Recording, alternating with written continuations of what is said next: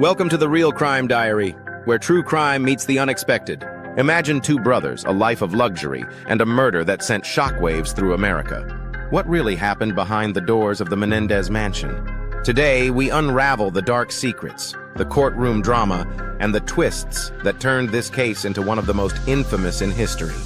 Buckle up. This is a story of wealth, betrayal, and a family's deadly fall from grace.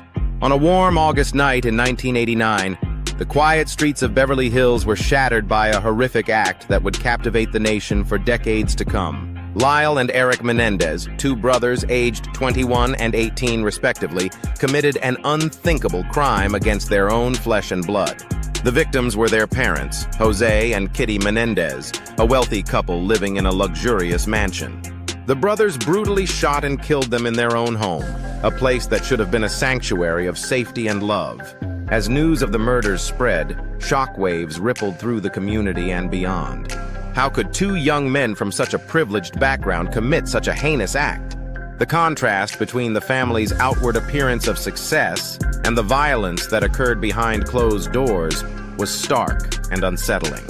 The case immediately grabbed national attention, not just for its brutality, but for the questions it raised about family dynamics, wealth, and the dark secrets that can lurk beneath seemingly perfect surfaces.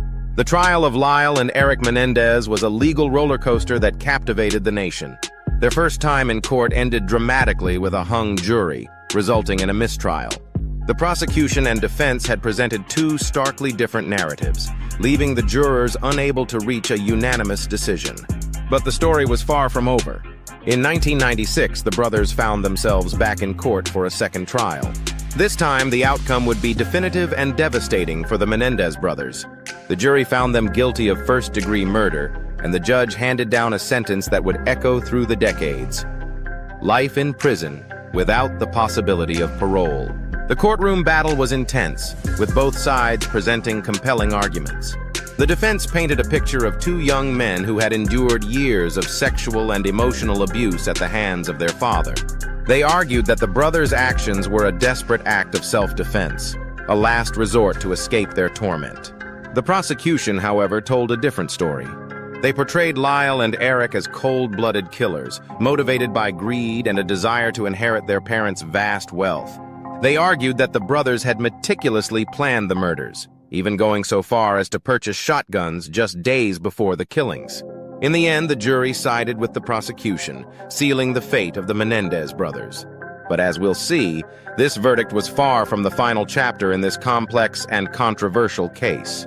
Just when it seemed the Menendez case had faded into the annals of true crime history, Netflix breathed new life into this chilling tale. The release of Monsters, the Lyle and Eric Menendez story, and the documentary The Menendez Brothers has catapulted this decades-old case back into the spotlight, captivating a new generation of true crime enthusiasts. But it's not just public interest that's been reignited. After languishing behind bars for over 30 years, Lyle and Eric Menendez are now actively pursuing two potential avenues that could lead to their freedom. These developments have sent shockwaves through the legal community and have many wondering, could we see a dramatic turn in one of the most infamous murder cases of the 20th century? As we delve deeper into these newfound possibilities, one can't help but ponder the implications. Could this be a case of justice delayed, or are we witnessing a desperate last grasp at freedom? Now, let's delve into the first potential path to freedom for the Menendez brothers. Resentencing. Los Angeles County District Attorney George Gascon is currently reviewing their case with a fresh perspective. This review could potentially lead to a dramatic shift in their fate. Gascon has stated that he plans to make his resentencing decision this month. If he recommends resentencing, it doesn't mean immediate freedom for the brothers. Instead, his recommendation would go to a judge, who would then decide whether the Menendez brothers should be released, receive a lesser sentence, or even get a new trial. What's particularly interesting is the factors Gascon is considering. He's not just looking at the original crime, but also at the brothers' behavior during their 3 decades behind bars. In fact, Gascon said that any recommendation for resentencing would take into account the time they've already served and their conduct in prison. Their lawyer, Mark Garagos, describes Lyle and Eric as model prisoners who have worked tirelessly to reform themselves, despite having no expectation of release. This dedication to self-improvement could play a crucial role in their case. Gascon's perspective on the matter is thought-provoking. He stated, "Given the totality of the circumstances, I don't think that they deserve to be in prison until they die." It's a statement that challenges our understanding of justice and rehabilitation. It's worth noting that since Gascon has been in office, over 300 people have been resentenced, with only 4 re-offending. These statistics could influence the decision in the Menendez case, potentially tipping the scales in their favor. But just when you thought this case couldn't get any more complex, new evidence has emerged that could potentially turn the entire conviction on its head. The Menendez brothers have filed a habeas corpus petition seeking a review of evidence that wasn't presented at their original trial. At the heart of this petition are 2 explosive pieces of information. First, a member of the boy band Menudo has come forward with allegations that he was molested by Jose Menendez, the brothers' father. This adds weight to the defense's original claim of abuse. Even more compelling is a letter that Eric Menendez wrote to his cousin 8 months before the murders. In this letter, Eric allegedly detailed the abuse he suffered at the hands of his father. What makes this letter so crucial is that it could have corroborated testimony given by Eric's cousin during the trial. However, this letter wasn't unearthed until years after the conviction. The brothers' lawyer, Mark Garagos, believes these 2 pieces of evidence provide ample basis to set aside the result of the second trial. If the court finds merit in this petition, it could lead to a reversal of the conviction or a reopening of the proceedings. This development adds yet another layer to an already complex case, leaving us to wonder, could this be the key that unlocks the Menendez brothers' freedom? In a surprising turn of events, nearly 24 relatives of Lyle and Eric Menendez have come forward, urging for the brothers' release. This family support adds a new layer to an already complex case. These relatives argue that the Menendez brothers were failed not just by their parents, but by the entire system meant to protect them. Kitty Menendez's sister, Joan Anderson van der Molen, spoke at a recent news conference, expressing her belief that Lyle and Eric's actions were a desperate response to unspeakable cruelty. She admitted to having no idea about the extent of abuse they suffered. Another relative, Ana Maria Baralt, niece of Jose Menendez, highlighted the brothers' efforts to better themselves while behind bars. She emphasized that their continued incarceration serves no rehabilitative purpose, as they've become a source of support and inspiration for survivors worldwide. This family support raises important questions about justice, rehabilitation, and the long-term effects of trauma. As we continue to follow this case, it's clear that the Menendez brothers' story is far from over. As we approach the crucial date of November 26th, the Menendez brothers' case stands at a crossroads. After more than 30 years behind bars, Lyle and Eric Menendez might be on the verge of a dramatic turn in their legal saga. The upcoming court date could potentially rewrite the narrative of one of America's most infamous true crime stories. Will the new evidence and the re-evaluation of their case lead to freedom for the Menendez brothers? Or will the justice system uphold their original conviction? The decision could have far-reaching implications, not just for Lyle and Eric, but for how we view similar cases of alleged abuse and self-defense. As we wait for this pivotal moment, one thing is certain. The Menendez case continues to captivate and challenge our understanding of crime, punishment, and redemption. Whatever the outcome, it's clear that this decades-old case is far from closed in the court of public opinion. And that wraps up today's episode on the Menendez brothers case.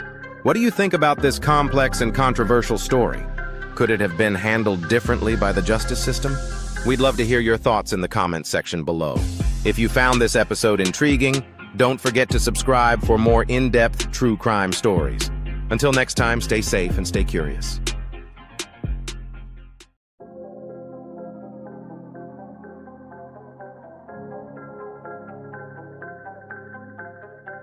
Hey there, true crime enthusiasts. Sean Dupree here, author of Power, Pleasure, and Pain.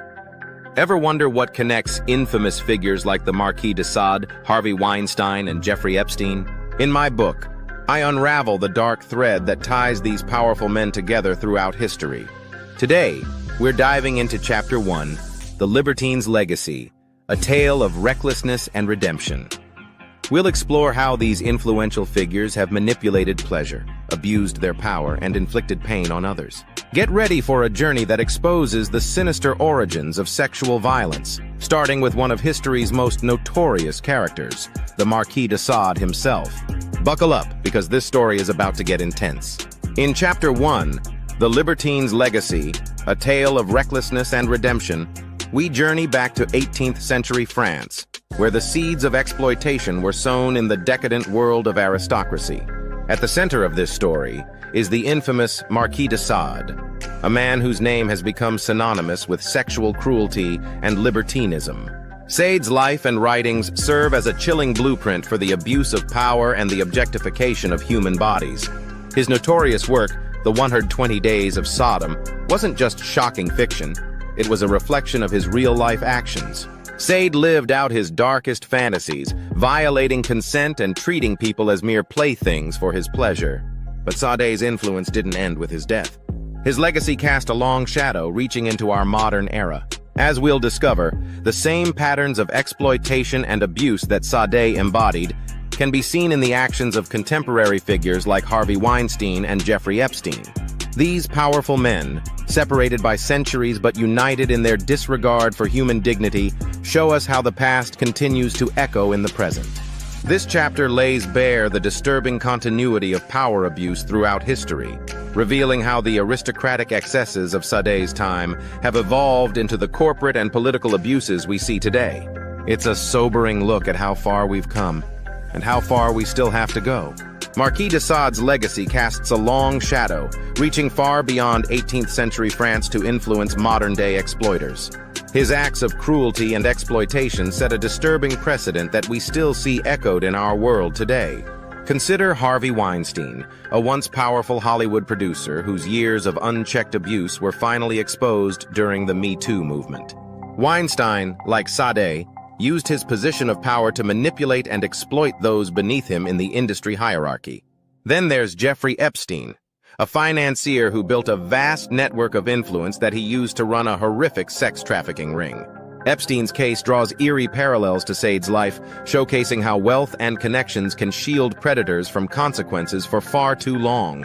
Both men treated human bodies as mere objects for their pleasure, disregarding the pain and trauma they inflicted on their victims. What's truly chilling is how these powerful figures managed to operate in plain sight for years. Sade's aristocratic status protected him from serious repercussions, just as Weinstein's Hollywood clout and Epstein's financial influence allowed them to evade justice for decades. This pattern of powerful men abusing their status to exploit others is a recurring theme throughout history. The normalization of these power dynamics is precisely why figures like Sade, Weinstein, and Epstein were able to continue their abuse for so long. Society often turns a blind eye to the misdeeds of the powerful, whether out of fear, complicity, or a misguided sense of reverence for status and wealth. In each case, we see a disturbing cycle: the abuse of power, the silencing of victims, and the protection offered by a system that values influence over justice. From Sade's time to our own, the structures that allow such abuse to flourish have remained frustratingly intact. By drawing these connections between historical figures like Sade and contemporary abusers, we can better understand the deep-rooted nature of this problem. It's not just about individual bad actors, but about dismantling the systems that have allowed such abuse to persist across centuries. Only by recognizing these historical patterns can we hope to break the cycle and create a world where power no longer shields predators from accountability. One of the key insights from Chapter 1 is that the abuse of power, whether through sex or violence, is not a new phenomenon. It's been a constant throughout history, evolving in its methods but never truly disappearing. The Marquis de Sade's era and our modern times share striking similarities in how power is misused. In both periods, we see the same structures that allow powerful men to act with impunity. The normalization of these power dynamics is precisely why figures like Sade, Weinstein, and Epstein were able to hide their abuses in plain sight for so long. Society often turns a blind eye to the misdeeds of the wealthy and influential, creating an environment where abuse can thrive. Another crucial insight is the way these powerful figures manipulate pleasure as a tool for pain. They use their status and resources to create situations where victims feel compelled to comply or are unable to speak out.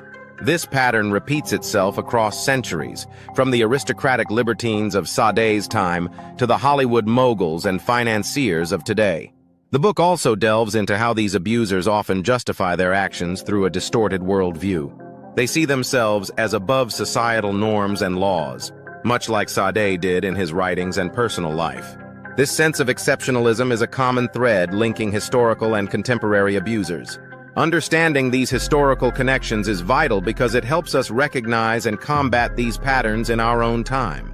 By studying the past, we can better identify the warning signs and work towards dismantling the systems that protect abusers. Have you ever wondered how these high-profile figures managed to evade justice for so long? It's a question that haunts us as we uncover more scandals. What is it about power and wealth that seems to grant immunity from the law? Is it the influence they wield, the connections they've built, or something deeper in our society? I want to hear your thoughts on this. What do you think allows these powerful individuals to hide their crimes in plain sight? How can we as a society work to change this pattern? Join the conversation on social media using the hashtags #PowerAbuse and #HistoryRepeats. Share your insights, experiences, or ideas for solutions. Let's start a dialogue about how we can stop these abuses of power and why understanding the historical context is crucial for making real change. Your voice matters in this conversation. By sharing your thoughts, you're contributing to a broader understanding of these complex issues. Together, we can work towards a future where power doesn't equal impunity. If you're intrigued by the connections between these historical and modern figures, I invite you to dive deeper into my book, Power, Pleasure, and Pain. What we've discussed today only scratches the surface of this complex and disturbing topic. In the rest of the book, we explore even more high-profile figures and scandals that have shaped our society. From Epstein's extensive connections with global elites to the lasting influence of Sade's philosophy on modern abuse cases, Power, Pleasure, and Pain offers a comprehensive look at how power has been wielded and abused throughout history. You'll gain insights into the psychology behind these actions and the societal structures that have allowed them to persist. By understanding these historical patterns, we can better recognize and combat abuse in our own time. The book doesn't just recount history. It provides a framework for identifying and addressing similar issues in the present day. Ready to uncover the full story of how power, pleasure, and pain have been manipulated throughout history? Head over to powerpleasurepainbook.com and get your copy now. Whether you prefer a physical book, ebook, or audiobook, you'll find a format that suits your needs. Don't miss this opportunity to arm yourself with knowledge and join the conversation about power dynamics in our society. Thanks for joining me today as we explored the dark legacy of figures like Marquis de Sade and his modern counterparts. We've seen how the abuse of power and exploitation has persisted throughout history, from 18th century France to today's headlines. Remember, this is just the beginning of our journey through power, pleasure, and pain. In our next episode, we'll delve into Chapter 2, uncovering more shocking connections between historical and contemporary abusers. Don't miss it. Make sure to subscribe to the podcast now. And if you're ready to dive deeper into this fascinating and disturbing world, grab your copy of Power, Pleasure, and Pain today. Together, we can continue this crucial conversation and work towards meaningful change in our society. Until next time, keep questioning, keep learning, and let's make a difference.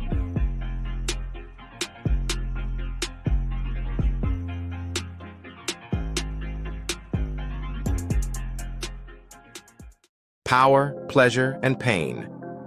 A study of abuse through time. This book provides a detailed examination of how sexual violence and power dynamics have manifested across different historical periods, from ancient civilizations to the modern era. It explores how figures in positions of power used their influence to manipulate and exploit others, showing that the patterns of abuse we see today have deep historical roots. Many people struggle to grasp why abuse of power, particularly sexual violence, persists in modern society. By connecting historical events with contemporary cases, the book offers crucial insights into why such behaviors remain prevalent. The book analyzes infamous cases such as those of Harvey Weinstein, R. Kelly, and Dominique Pellicotte, drawing parallels between them and historical figures. This section highlights how the systemic abuse seen in recent times is not a new phenomenon, but part of an ongoing cultural issue. Through the lens of these modern examples, readers will gain a better understanding of how institutions, wealth, and power have historically shielded perpetrators from justice, contributing to their ability to continue harming others. The book explores the philosophy of libertarianism, particularly through the works of Marquis de Sade, to explain the disturbing ways in which pleasure, power, and cruelty have been intertwined. This provides readers with a deeper philosophical context to interpret modern-day scandals. Unlike other studies that focus solely on historical or contemporary cases, this book uniquely blends both, offering a full spectrum of how abuse is tied to power dynamics. It stands out by making philosophical connections that help readers understand the deeper societal issues at play.